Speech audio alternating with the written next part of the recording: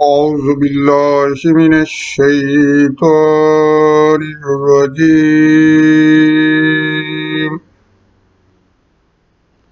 بسم الله الرحمن الرحيم يا أيها الذين آمنوا لا تلهكم أموالكم ولا أولادكم عن ذكر الله ومن يفعل ذلك فأولئك هم الخاسرون صدق اللہ العظیم۔ شروع کرتا ہوں اللہ کے نام سے جو نہایت مہربان اور رحم والا۔ میں نے سورۃ المنافقون کی آیت نمبر 8 کی تلاوت کی ہے۔ اس میں اللہ کے ذکر کے بارے میں آیا ہے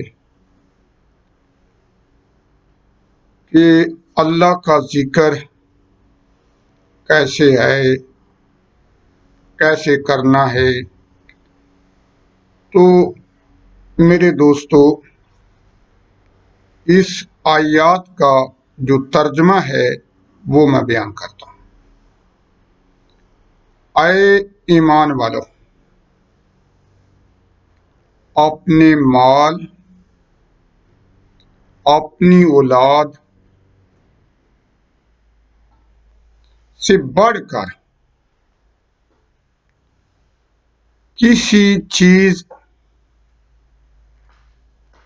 کوئی چیز بھی آپ کو اللہ کے ذکر سے غافل نہ کرے۔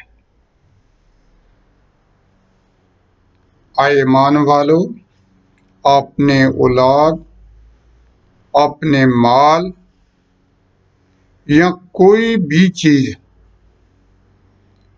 تمہیں اللہ کے ذکر سے غافل نہ کرے، اس سے بڑھ کر اللہ کا ذکر کریں۔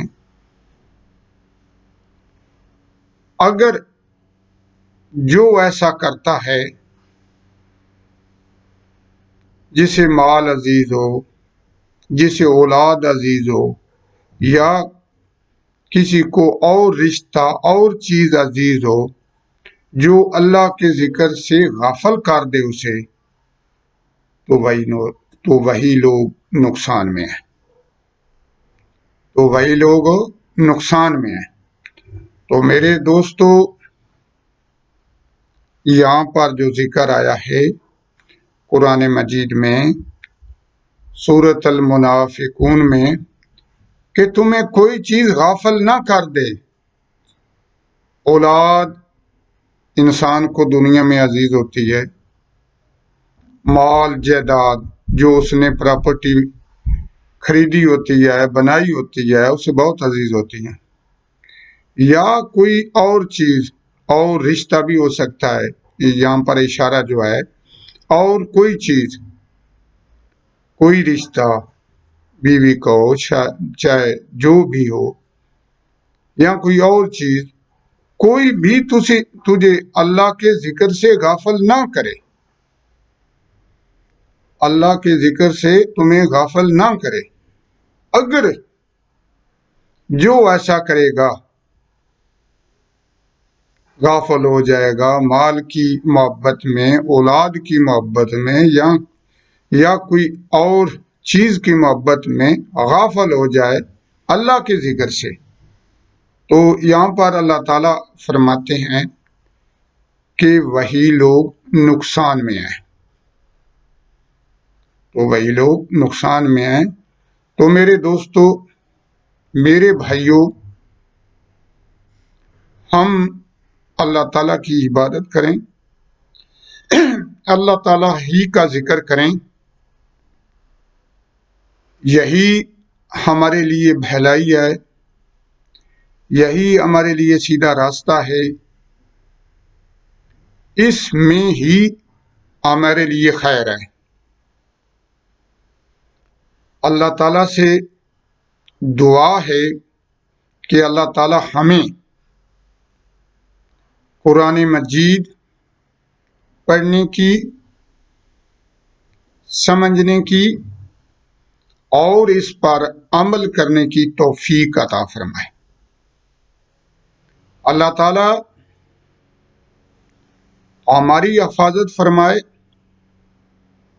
اللہ تعالیٰ ہمارے علم میں اضافہ فرمائے تاکہ ہم غافل نہ ہو سکیں۔ اللہ تعالیٰ تمام مسلمانوں کی حفاظت فرمائے، اللہ تعالیٰ ہم سب کی حفاظت فرمائے۔ اللہ تعالیٰ جو ہمارے مسلمان بھائی بیمار ہیں انہیں شفائے کاملہ عاجلہ عطا فرمائے۔ اللہ تعالیٰ ہمارے وطن عزیز پاکستان کی حفاظت فرمائے۔